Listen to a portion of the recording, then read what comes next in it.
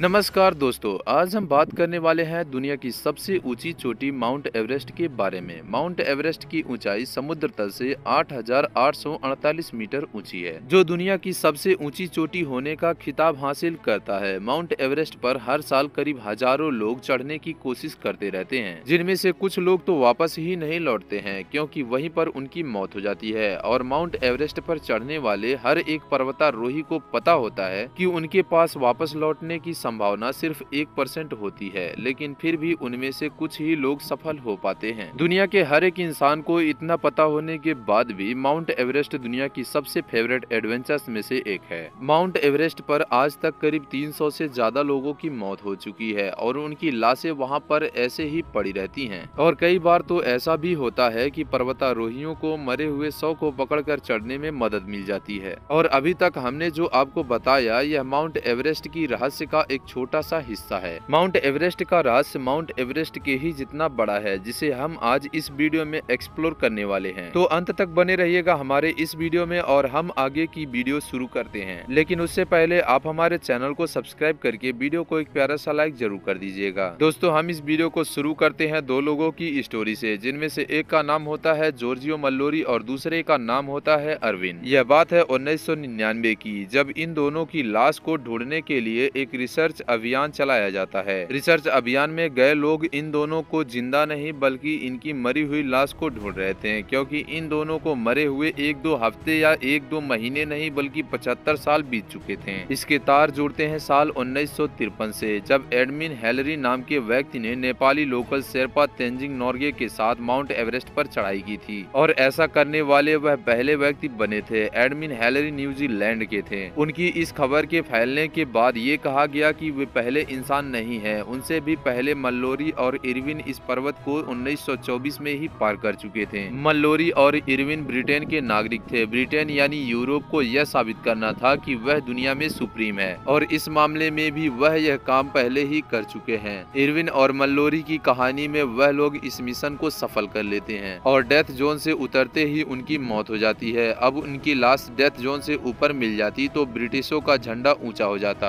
और इसलिए उन्हें ढूंढने के लिए साल 1999 में मिशन शुरू किया गया। और इस मिशन को सर्च कर रहे टीम की अनुभव भी काफी खतरनाक रहा था। उन्होंने जो देखा उसे अपने अंदर छिपा पाना बहुत ही मुश्किल काम था। मिशन शुरू होने के बाद उन लोगों को डेथ जोन की शुरुआत में ही लाशें मिलनी शुरू हो गई, और हर लाश को देखकर उन लोगों को लगता था कि इरविन और मल्लोरी की लाश है, और वह ना तो इरविन की लाश होती और ना ही मल्लोरी की। और इस तरह उन्हें कम से कम 200 लाशों को देखना पड़ा, और यह उन लोगों के लिए बहुत ही खतरनाक अनुभव था। लाशों का खून बहकर वहीं पड़ा रहता और उन्हें देखकर ऐसा लगता कि जैसे वैक्स की गुड़िया हो। अगर कहा जाए कि माउंट एवरेस्ट एक कब्रिस्तान है तो यह कहना गलत नहीं होगा, और खास करके तब जब यह लाश इतनी अच्छी हालात में सालों तक पड़ी रहती हो। लेकिन यहाँ पर जाने वाले लोग ऐसा कहते हैं कि लाशों को यहाँ पर ऐसे ही छोड़ना सही नहीं है। माउंट एवरेस्ट पर जाने वाले यात्री कई भयानक अनुभव को बता चुके हैं, और अब यह बात यही खत्म नहीं होती। अब जैसे साल 2004 में पेम्बा दोरजे शेरपा नाम के एक व्यक्ति ने बताया था कि वह बस चोटी के नजदीक पहुंचने ही वाले थे, और वह ऐसा करने वालों में सबसे तेज व्यक्ति बनने वाले थे। और तभी उन्हें कुछ लोगों ने आवाज दी कि उन्हें कुछ खाने को दो, और जैसे ही वह उन आवाजों की ओर मुड़े अपना होश खो बैठे। इसके अलावा एक और दो लोगों की कहानी है जो 1975 की है। लंदन के दो पर्वतारोही माउंट एवरेस्ट पर अपने कैंप में बैठे हुए थे, और उस दिन माउंट एवरेस्ट की मौसम सही नहीं था, और करीब आधी रात को उन्हें तीसरे व्यक्ति ने ज्वाइन किया, और वह व्यक्ति पूरी रात उन दोनों के साथ ही था। लेकिन सुबह होते ही वह वहां से गायब हो चुका था, और आगे चलने पर उन्हें उस व्यक्ति की लाश मिली जो कम से कम महीनों पुरानी थी। आपको लगेगा कि यह सब अंधविश्वास की बातें हैं, लेकिन शेरपा कम्युनिटी जो एवरेस्ट पर लोगों को चढ़ने के लिए मदद करती है, वह इस बात को मान चुकी है कि उन्हें माउंट एवरेस्ट पर लाशों के साथ ही रहना पड़ेगा, जो कि जब चाहे तब चल सकती है, बोल सकती है और फ्रीज हो सकती है। आपको बता दें कि माउंट एवरेस्ट की रहस्य सिर्फ लाशों तक सीमित नहीं है, बल्कि यह कई खतरनाक जानवरों तक एक्सटेंड होता है, जिनमें से आपने यति का नाम तो जरूर सुना होगा। माउंट एवरेस्ट पर चढ़ने वाले कई पर्वतारोही यह बता चुके हैं कि जैसे उन्होंने यति को देखा हो और अगले ही पल वह गायब। वह इतना तेज होता था कि उन्हें यह विश्वास नहीं होता था कि सच में उन्होंने कुछ देखा या नहीं। और एवरेस्ट के इस रहस्य को शेरपा कम्युनिटी के लोगों ने ही पुख्ता किया किया है, जिनका कहना है कि उन्होंने सिर्फ यति को देखा ही नहीं बल्कि नजदीक से एक्सप्लोर भी किया है। हम आपको बता दें कि यति का यह मिस्ट्री सिर्फ माउंट एवरेस्ट से ही जुड़ी नहीं है, बल्कि इस मिस्ट्री के तार पूरे हिमालय से जुड़े हुए हैं और कई बार भारतीय सेना को यूट्यूब पर यति के बारे में बात करते हुए देखा गया है। यति से आगे बढ़े तो माउंट एवरेस्ट पर और भी कई गुप्तियां हैं जो सुलझती नहीं बल्कि टूरिस्ट को उलझा देती हैं और टूरिस्ट एक नई रिसर्च के बजाय उलझन में पड़ जाते हैं। माउंट एवरेस्ट पर जाने वाले किसी भी पर्वतारोही को यह कोई आसान काम नहीं बल्कि जोखिम भरा काम होता है। यहाँ तक कि माउंट एवरेस्ट की हाइट इतनी ज्यादा है कि धरती पर पड़ने वाली सूर्य के किरणों से कुछ मिनट पहले माउंट एवरेस्ट पर सूर्य की किरणें पहुँचती हैं और माउंट एवरेस्ट ही दुनिया का एकमात्र ऐसा पर्वत है जिसकी ऊंचाई हर वर्ष घटने के बजाय बढ़ती जाती है और इसका सबसे बड़ा कारण टेक्टोनिक प्लेटों का खिसकना है। अब आपके मन में यह सवाल तो जरूर आता होगा कि माउंट एवरेस्ट पर पर्वतारोही मरते क्यों हैं? तो दरअसल मैं आपको बता दूं कि पर्वत पर चढ़ने के दौरान कुछ लोग हाइपोक्सिया का शिकार हो जाते हैं। अब आप यह सोचते होंगे कि हाइपोक्सिया क्या है, तो हम आपको बता दें कि हाइपोक्सिया ऑक्सीजन की कमी से होता है। जब पर्वतारोहियों को सांस लेने में तकलीफ होती है तो हाइपोक्सिया होने का खतरा बढ़ जाता है और काफी लोगों को तो ऐसा भी होता है कि आधे घंटे भी सरवाइव नहीं कर पाते और उन्हें हाइपोक्सिया हो जाता है, जिसका शिकार होकर पर्वतारोही वहीं पर मर जाते हैं और उनकी लाश को भी लाना बेहद कठिन होता है। अब आप खुद ही अंदाजा लगा सकते हैं कि माउंट एवरेस्ट इतना ऊंचा है कि वहां सांस लेने में भी तकलीफ होने लगती है, तो इतनी हाइट से लाश को लाना कितना कठिन हो सकता है। और अभी इस वीडियो को यहीं पर समाप्त करते हैं, लेकिन उससे पहले आप हमारे चैनल को सब्सक्राइब करके वीडियो को एक प्यारा सा लाइक जरूर कर दीजिएगा। और क्या आपका भी सपना है माउंट एवरेस्ट पर चढ़ाई करने का, तो कमेंट बॉक्स में जरूर बताना।